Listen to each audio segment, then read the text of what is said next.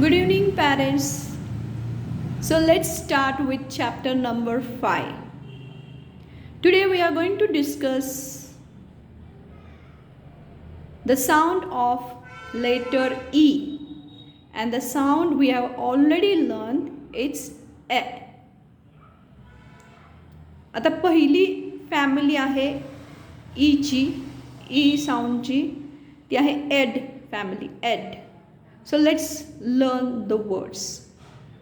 B ed bed, R ed red, F ed fed, W ed wed. Next family is N family. D N den, M N men, T N ten, H N hen, P N pen. Now next family is egg family. B egg beg, L egg leg, K egg cake, P egg pig. And next family is eight family. G eight gate, M eight mate, N eight net, S eight set, P eight pet, W eight weight, L eight plate. So thus we have learned more than 15 words. एका 5 मिनिटामध्ये आपण 15पेक्षा जास्त शब्द शिकलेलो आहोत. तर basically फोनेटिक्समध्ये काय असतं की एका साऊंडचे शब्द हे एका फॅमिलीच्या अंडर कलेक्ट केले जातात. त्याच्यामुळे मुलांना शब्द बनवायला, लक्षात ठेवायला सोपं जातं.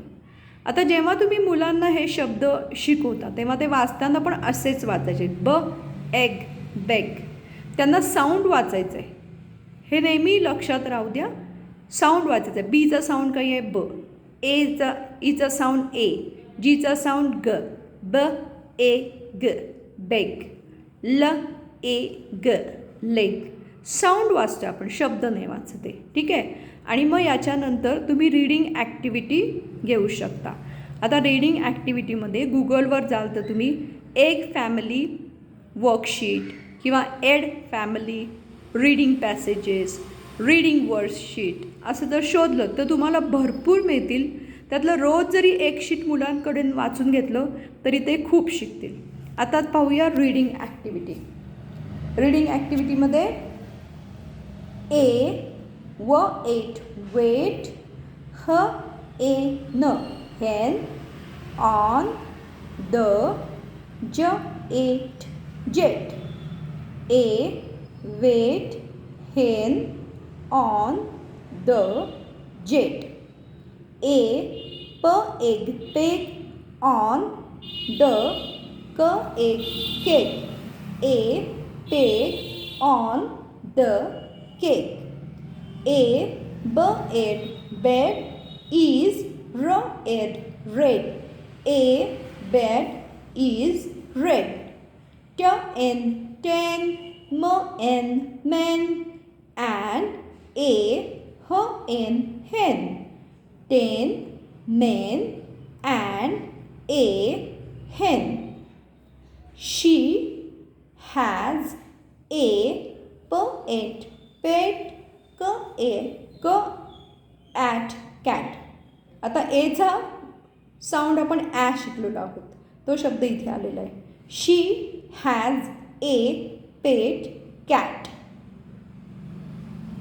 तर मुलांकडनं हे पुन्हा पुन्हा पुन्हा पुन्हा वाचून घ्यायचं आहे. त्याचा जो साऊंड आहे वॉवेलचा, स्वरांचा, तो त्यांच्या लक्षात आला पाहिजे आणि त्यासोबत प्रत्येक लेटरचा साऊंड त्यांच्या डोक्यामध्ये परफेक्ट झाला पाहिजे. या ठिकाणी एकदा मुलांकडनं लिहून घेतल्यानंतर तुम्ही त्यांना वर्ड डिक्टेट करा. चला आता लिही स्पेलिंग. बेडचं spelling red. आणि भलेही त्याने असं प्लसमध्ये लिहिलं, त्याची फोड करून लिहिली, तरी चालेल. ठीक आहे. तर अशा प्रकारे तुम्ही मुलांची प्लीज प्रॅक्टिस घ्या.